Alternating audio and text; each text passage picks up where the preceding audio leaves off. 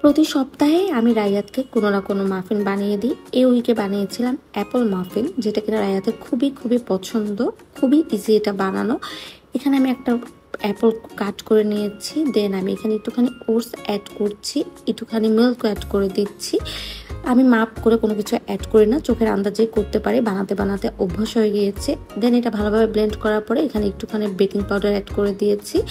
দেন আমি এই ট্রেটা নিয়েছি, ট্রের উপরে যেহেতু আমি আজকে খুব সুন্দর করে ডেকোরেট করে দিতে চাই, তাই এই সুন্দর পেপারগুলো নিয়েছি। এখানে হচ্ছে আমি একটুখানি অয়েল দিয়ে দিচ্ছি যাতে মাফিনটা নিচে না লেগে যায়।